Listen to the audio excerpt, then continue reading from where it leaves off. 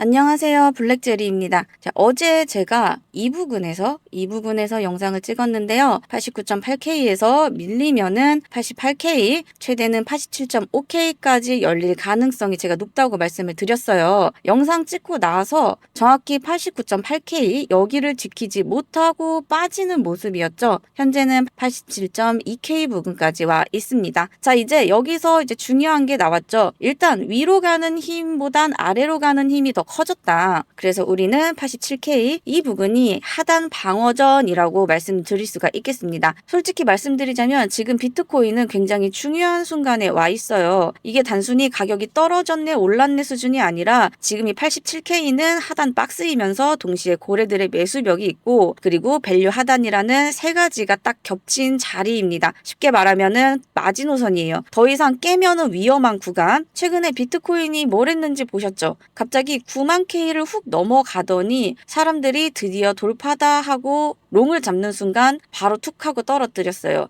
이게 뭐냐면 전형적인 유동성 수입이라는 겁니다. 90K 위쪽에 뭐가 있냐면 숏 포지션 잡은 사람들의 손절 주문이 빽빽하게 걸려 있다는 거죠. 이게 바로 미끼예요. 가격이 90K를 넘어가는 순간 무슨 일이 일어났냐면은 숏 포지션 잡았던 사람들은 망했다 하면서 강제로 시장가 매수를 때려버립니다. 이게 손절이거든요. 근데 이 매수 주문들이 연쇄적으로 터지면서 가격을 더더 위로 끌어올립니다. 마치 상승장처럼 보이게끔요. 근데 여기서 반전이 있어요. 우리 큰손 형님들의 파티 타임이 있었죠. 이 순간이 바로 큰손들이 기다리던 타이밍. 왜냐하면은 이 위로 올라갈 때 아래에서 숏청산 매수가 엄청 받쳐주고 있으니까 자기들이 여기서 가지고 있던 물량을 팔기가 엄청 편한 거예요. 비유하자면 엘리베이터가 꽉 차서 올라가는데 맨 2층에서 내리는 사람이 있는 상황. 자리는 많으니까 편하게 내릴 수 있는 거죠. 그래서 위로 쏘고 나서 던집니다. 짠 하고. 이 장면을 보면서 우리가 알아야 할 건 뭐냐면 이건 진짜 상단 돌파가 아니었구나. 돌파하는 척하고 위에서 물량을 털고 나온 거구나 라고 생각을 하시면 될 것 같아요. 더 중요한 건 위쪽 유동성은 이미 다 먹었다는 소리거든요. 그러면 그 다음 타겟은 시장 반대편을 노립니다. 그게 어디냐면 아래쪽이겠죠. 이거를 자석이라고 한번 생각을 해보세요. 위쪽 유동성이라는 자석을 한번 붙였다 떼어냈으면 이제는 아래쪽 자석이 더 강하게 당기기 시작을 하겠죠. 그래서 우리가 지금 주목해야 할 곳은 위가 아니라 아래입니다. 아래쪽 86.8K, 86.2K 구간입니다. 자, 이제 전체적인 그림 한번 볼 텐데요. 비트코인 4시간 봉이고요. 여기서 중요한 건 공격전이 아니라 방어전이에요. 현재 주요 라인을 정리하면 87K 여기가 뚫리면 큰일 나는 거고요. 87.5K는 여기를 확보를 해야 반격이 가능합니다. 그 위로 88K 여기로 복귀하면은 안정이 되겠고요. 89.2K, 89.8K 여기 부근은 저항대라고 생각을 하시면 되세요. 그리고 마지막 90.5K 여기는 당분간 뚫기 힘든 구간입니다. 여기서 핵심은 아까도 말했지만 87K 그냥 동그란 숫자라서 중요한 게 아니에요. 세 가지가 딱 겹쳐 있다는 거. 첫 번째는 박스 하단 횡보 구간의 바닥인 거죠. 두 번째는 고래들이 주문을 계속 쌓아둔 곳입니다. 마지막은 볼륨 프로파일상 경계선 위치에서 있습니다.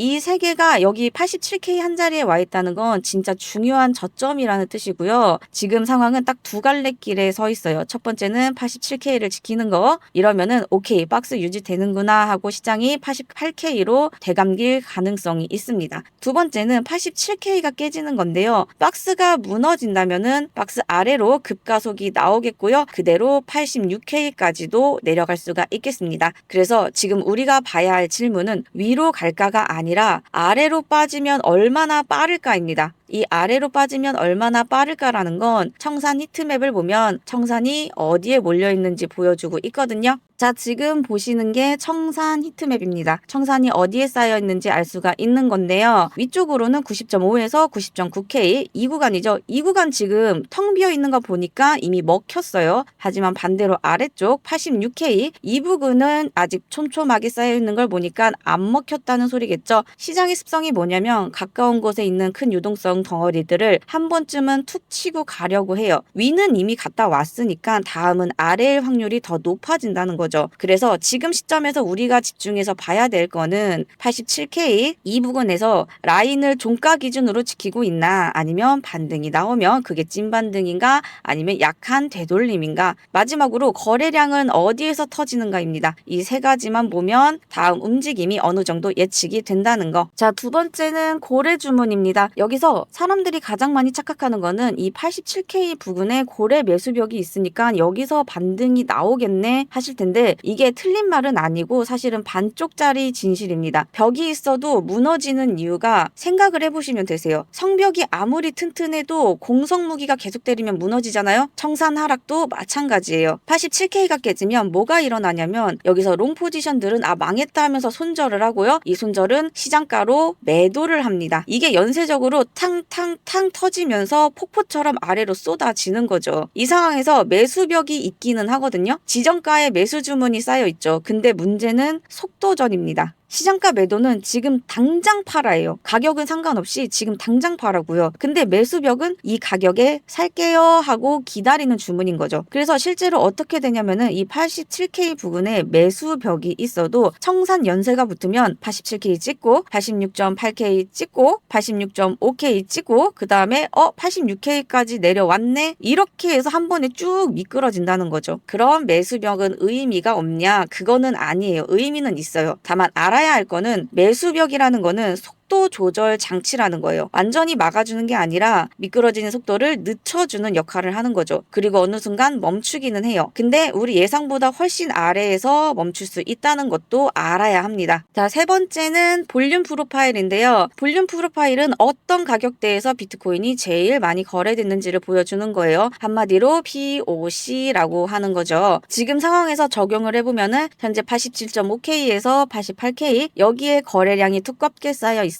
이게 밸류고요. 근데 지금은 87.3K 부근에 있잖아요. 즉 아래쪽 경계에서 아슬아슬하게 버티고 있는 상황으로 볼 수가 있습니다. 자, 이거를 보는 방법은 간단한데요. 첫 번째 경우가 있어요. 87.5K에서 88K 이 두꺼운 벽 안으로 들어오면은 다시 들어왔네 하면서 가격이 88에서 88.6으로 자연스럽게 되감길 수가 있습니다. 시장이 다시 안정을 찾는 느낌이겠죠. 두 번째는 87K를 이탈하는 경우예요. 이러면은 밖으로 나간 거기 때문에 아래로는 86.5K, 그 다음 86K, 그 다음에 85K까지 찾으러 가는 게 자연스러운 현상입니다. 어떻게 보면 시장이 새로운 균형점을 찾으러 가는 느낌일 수가 있겠죠. 이게 왜 중요하냐면은 시장은 결국 편한 가격대를 찾아서 막 움직입니다. 밸류 밖에서는 불편하니까 빨리 움직이고요. 밸류 안에서는 편하니까 천천히 움직여요. 지금은 이 밸류 밖 경계니까 안으로 들어갈까 나갈까 하는 결정적인 순간인 거죠.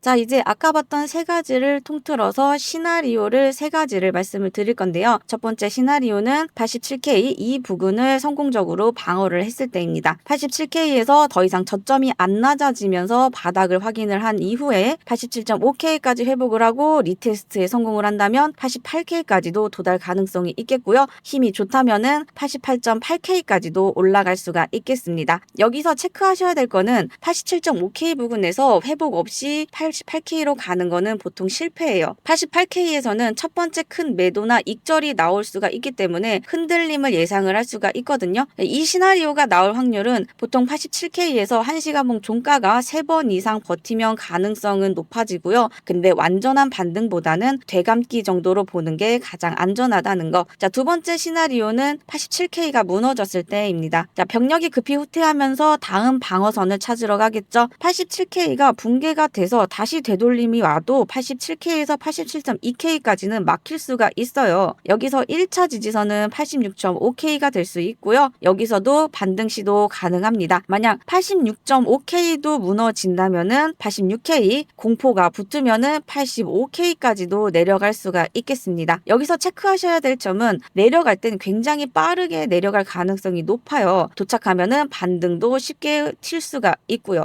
욕심부리면 수익 반납하기 쉬운 구간이 있으니까 조심하셔야 된다는 거겠죠. 이 시나리오가 나올 확률은 87K 아래로 4시간봉 종가가 닫히면 가능성 열립니다. 그리고 86.5K에서 86K 이 구간은 반등 포인트이기도 해서 내려가더라도 한 번은 이곳에서 튈 확률이 있습니다. 자, 마지막 세 번째 시나리오인데요. 박스 복귀입니다. 87K를 지켜내고 88K 본진까지 복귀를 한다는 거죠. 이러면은 박스 안에서 재정비 준비를 하면서 다음을 준비를 하겠죠. 자, 여기서 체크하셔야 될 점은 88K 위로 올라갔다가 다시 아래로 떨구며 복귀 실패입니다. 그럼 다시 87K 밑으로 떨어질 가능성이 있다는 거를 열어두셔야 되고요. 89.2K에서 89.8K 여기 부근에서 저항받을 가능성이 굉장히 높습니다. 자, 이렇게 세 가지 시나리오까지 알아봤는데요. 궁금하신 점이 있거나 나는 제대로 배워보고 싶다 혹은 나는 제대로 된 타점을 받아보고 싶다 하시는 분들은 하단 밑에 구글폰 남겨주시고요. 도움이 되셨다면 구독과 좋아요 부탁드리겠습니다. 다음 영상에서는 이 87K 전투 결과에 따른 다음 전략을 들고 오겠습니다.